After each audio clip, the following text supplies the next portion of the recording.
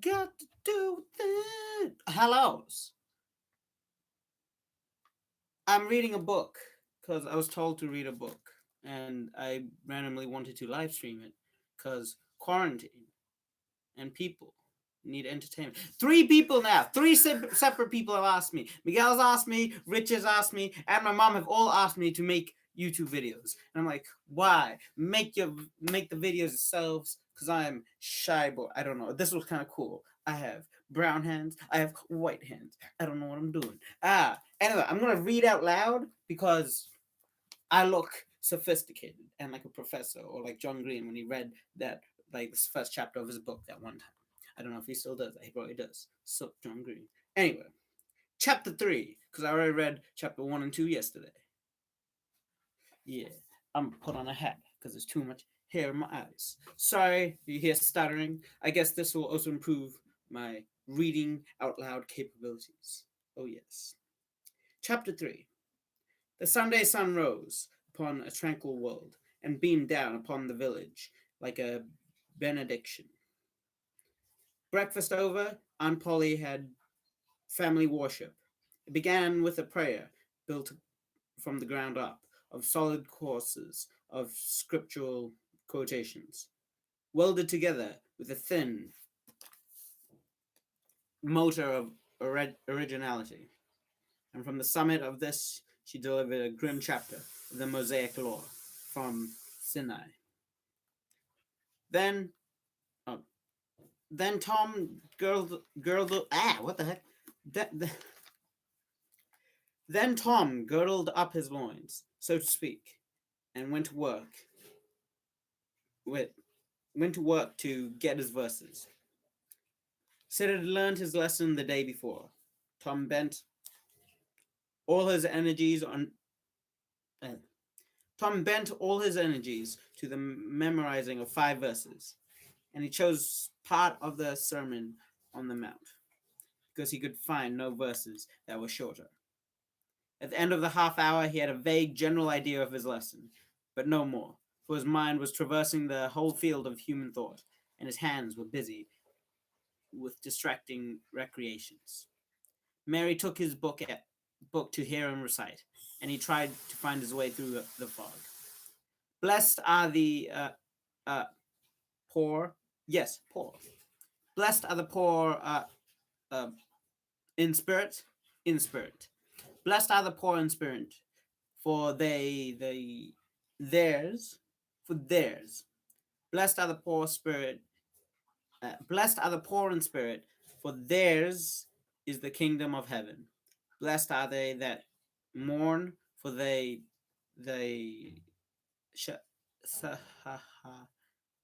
S-H-A, for they S-H. Oh, I don't know what it is. Shall.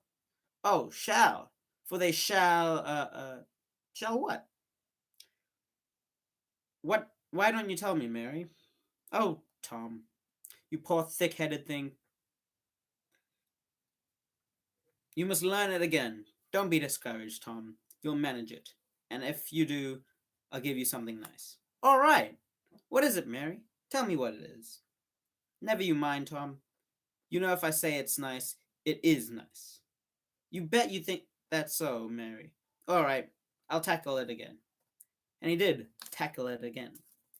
And under the double pressure of curiosity and prospective gain, he did it with such a spirit that he accomplished a shining success. Mary gave him a brand new Barlow knife worth 12.5 cents, and the delight that swept his system shook him to his foundations. True, the knife would not cut, but it was a sure enough Barlow, and Tom contrived to scarify the cupboard with it. And was arranging to begin on the bureau when he was called off to dress for Sunday school. Mary gave him a tin basin of I'm live streaming my reading. I'm live streaming my reading. And I'm not news pakara. Satyam irukkudu. Amma is lonely. Lan muzalarından. Ama ma. Muzala amulgararından.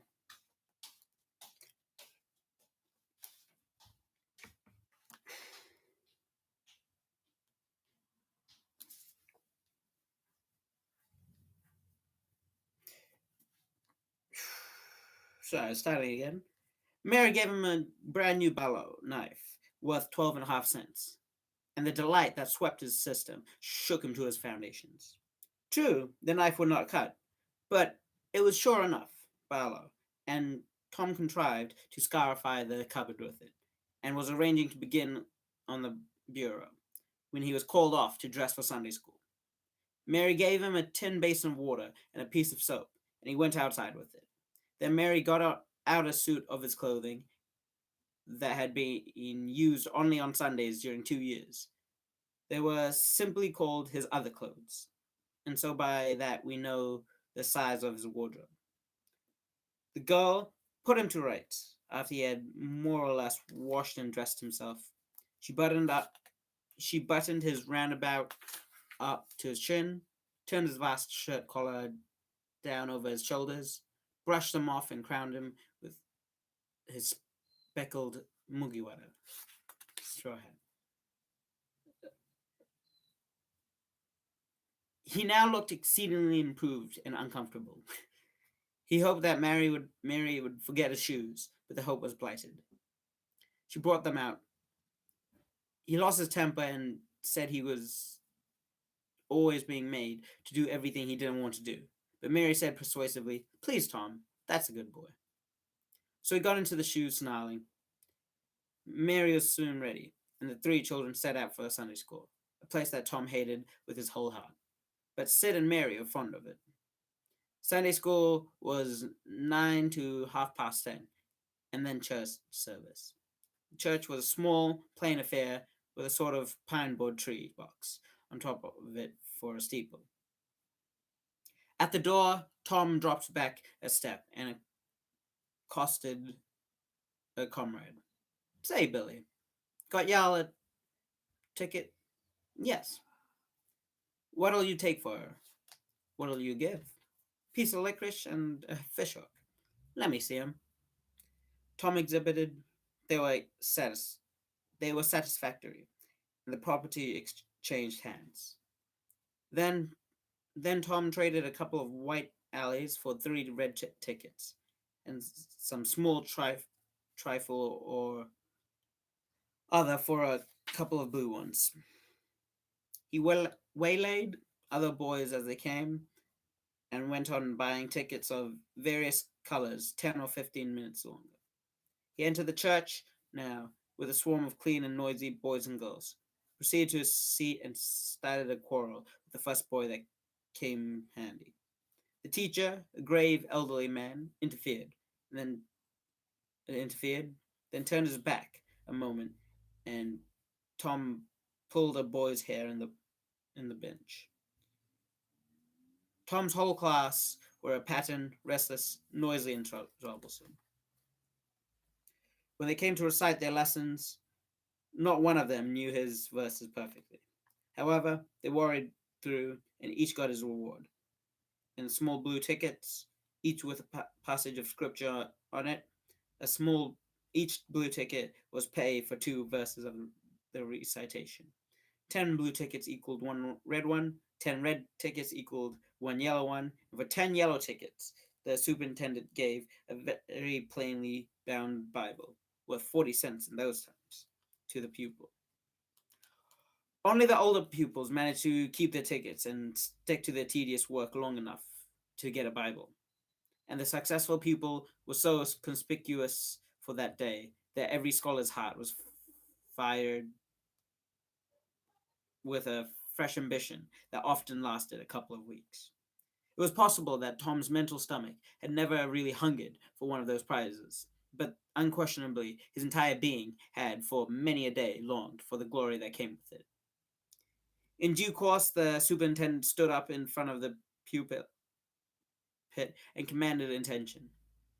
This superintendent, Mr. Walters, was a slim creature of 35, with a sandy goatee and short sandy hair, and he wore a stiff standing collar whose upper edge almost reached his ears. He was a very earnest mind, and he held sacred things in such reverence, and so separated them from worldly matters, that unconsciously to himself his Sunday school voice had acquired a peculiar intonation which was wholly absent on weekdays. He began after this fashion: "Now, children, I want you all to sit up just as straight and pretty as you can, and give me all your attention. I see one little girl who is looking out the window. I am afraid she thinks I am there. I am out there somewhere, perhaps up in one of the trees, making speech to their little birds." Applausive titter. Applausive titter. I want I want to tell you how good it is. I want to tell you how good it makes me feel to see so many bright, clean little faces assembled in a place like this, learning to do so and be good, and so forth and so on. The latter third of the speech was marred by the resumption of fights and other recreations among certain of the bad boys. The latter third of the speech was marred by the resumption of fights and other recreations among certain of the bad boys, and by fidgetings and whisperings that extended far and wide, washing even to the bases of isolated and incorruptible rocks like Sid and Mary. But now every sound ceased suddenly, with the subsidence of Mr. Walter's voice, and the conclusion of the speech was received with a burst of silent gratitude. A good part of the whispering had been occasioned by the entrance of visitors. Lawyer Thatcher, with a portly, middle-aged gentleman with uh, lawyer that Lawyer Thatcher, with a portly, middle-aged gentleman with iron grey hair, and a dignified lady who was no doubt the latter's wife. The lady was leading a child. When Tom saw the small newcomer, his soul was once again ablaze with bliss. The next moment, he was showing off with all his might, cuffing boys, pulling hair, making faces, in a word, using every art that seemed likely to fascinate a girl and win her applause. The visitors were given the highest seat of honor, and Mr. Walters introduced them to the school.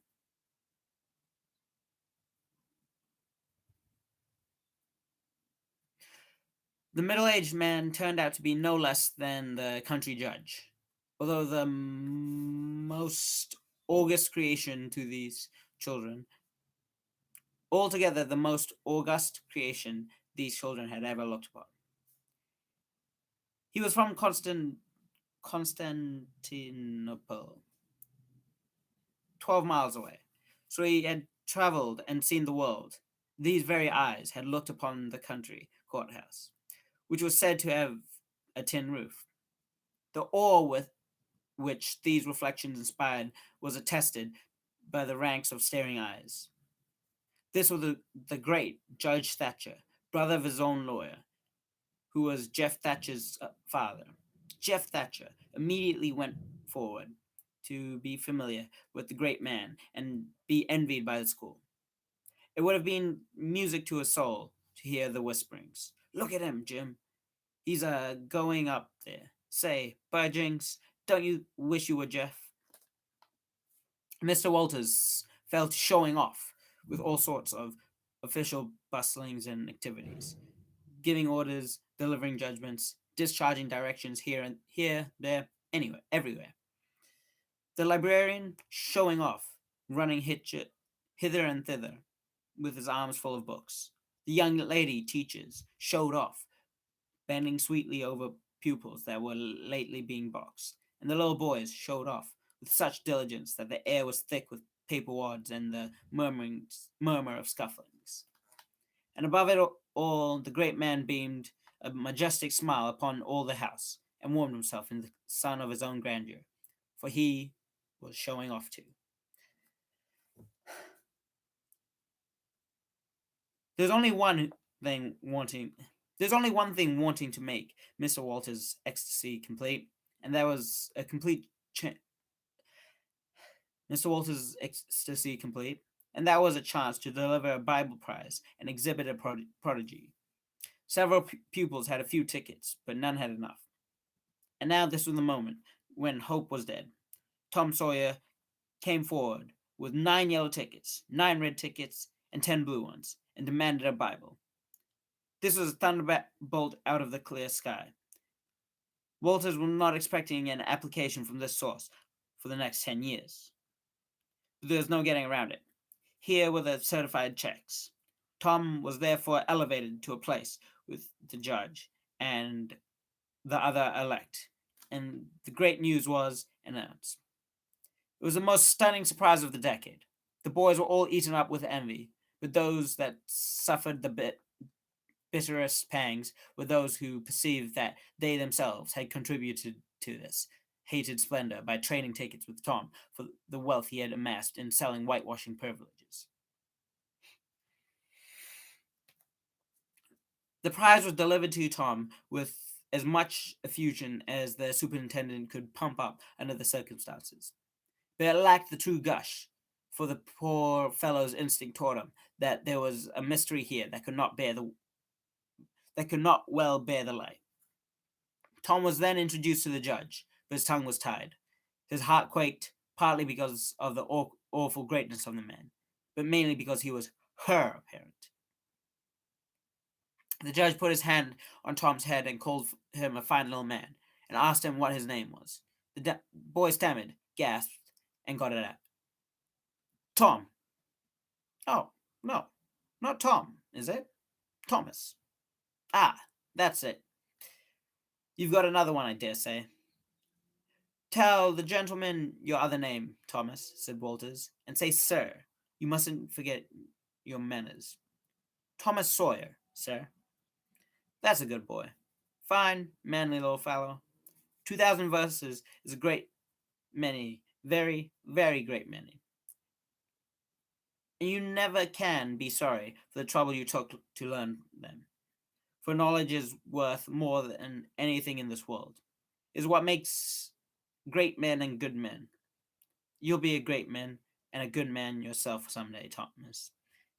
And then you'll look back and say, it's all owing to the precious Sunday school privileges of my boyhood. And now, Thomas, you wouldn't mind telling me and this lady some of the things you've learned. For we are proud of little boys that learn. Now, no doubt you know the names of the 12 disciples. Won't you tell us the names of the first two you appointed? Tom was tugging at a buttonhole. He blushed, his eyes fell. Mr. Walters' heart sank with him. Yet he felt obliged to speak up and say, answer the gentleman, Thomas. Don't be afraid. Thomas still hung fire. Now, I know you'll tell me, said the lady. The names of the two disciples were David and Goliath. Let us draw the curtain of charity over the rest of the scene.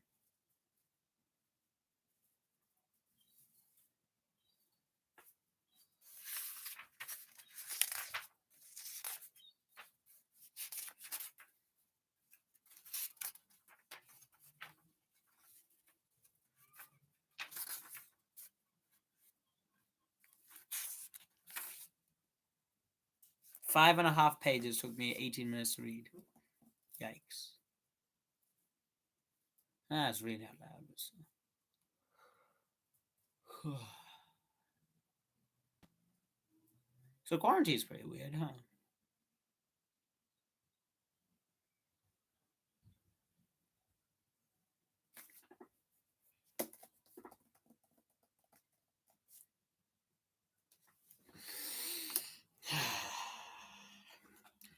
About 10:30, the cracked bell of the small church rang, and the people began to gather for the sermon. The Sunday school children distributed themselves about the house and occupied pews with their parents, so as to be under supervision. Aunt Polly came, and Tom and Sid and Mary sat with her, Tom being placed next to the aisle in order that he might be as far away from the open window and the seductive outside scenes as possible. The crowd filed up the alleys, the aged postmaster, the mayor and his wife, the justice of the peace, the widow Douglas, fair, smart, and 40, a good hearted soul and well to do. Her hill mansion, the only palace in the town, and the most hospitable in the matter of festivities that St. Petersburg could boast. Then all the young clerks in the town in a body, for they had stood in the vestibule, sucking their cane heads, till the last girl had run the gauntlet. The congregation began fully assembled. The bell rang once more, and a solemn hush fell upon the church. The minister gave out the hymn, and after it had been sung, he turned himself into a bulletin board and read off notices. And now he prayed. A good, generous prayer it was. It pleaded for the church and the little children of the church, for the other churches in the village, for the village itself, for the country, the state officers, the United States, the churches of the United States, Congress, the president, for poor sailors tossed by stormy seas, for oppressed millions groaning under the heel of despotisms, for such as have the light and the good tidings, and yet have not eyes to see nor ears to hear withal, for the heathen in the far islands of the sea, and closed with a supplication that the words he was about to speak might find grace and favor, and be as seed sown in fertile ground, yielding in time a grateful harvest of good. Amen. The boyhood's history this book relates was restive all through the prayer, for he was not listening, but knew the ground of old. In the midst of it all, a fly had lit on the pew in front of him, and tortured his spirits by calmingly rubbing its hands together, embracing its head with his arms, and polishing it so vigorously that it seemed to almost part company with his body, scraping its wings with its hind legs and smoothing them as if they had been coattails, going through its whole toilet as tranquilly as if it knew it was perfectly safe. And indeed it was, for as sorely as Tom's hand itched to grab for it, they did not dare. He believed his soul would be instantly destroyed if he did such a thing while the prayer was going on. For the closing sentence, his hand began to steal forward, and the instant that Amen was out, the fly was a prisoner of war. His aunt detected the act and made him let it go. The minister gave out his text and droned on along. Tom counted the pages of the sermon after church. He always knew how many pages there had been, but he seldom knew anything else about it. Presently, he bethought him of a treasure he had and got it out. It was a large black beetle with formidable jaws. A pinch bug, he called it. It was in a percussion cap box. The first thing the beetle did was to take him by the finger. A natural fillip followed, and the beetle went flying into the aisle and lit it on its back. The hurt finger went into the boy's mouth. Beetle lay there, working its helpless legs, unable to turn over. Tom eyed it and longed for it, but it was safe out of reach. Other people, uninterested in the sermon, found relief in the beetle, and they eyed it too. Presently, a vagrant poodle dog came idling along, sad at his heart, sighing for a change. He spied the beetle. The drooping tail lifted and wagged.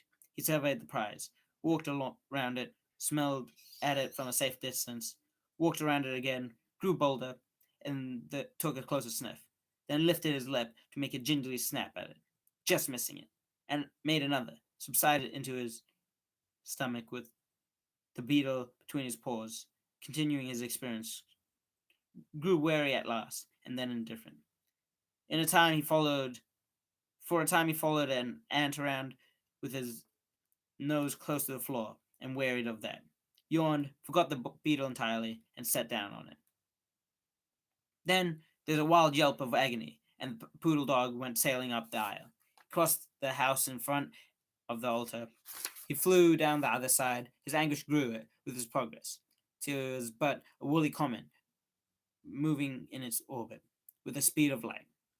At last, the frantic sufferer sheared on sheared from its course and sprang into its master's lap.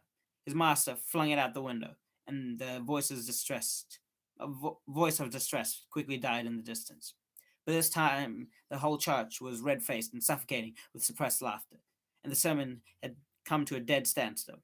It resumed presently, but it went lame and halting, for even the greatest sentiments were received with a smothering burst of unholy mirth.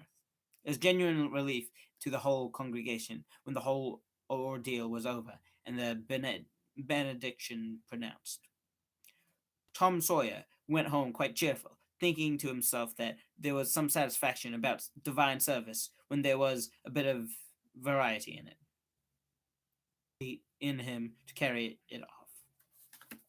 And that's chapter 3 of The Adventures of Tom Sawyer, or just Tom Sawyer. And oh my god, I find reading kind of boring. I'm not gonna lie. I'm tired. Okay. Well, that is enough for me. Goodbye.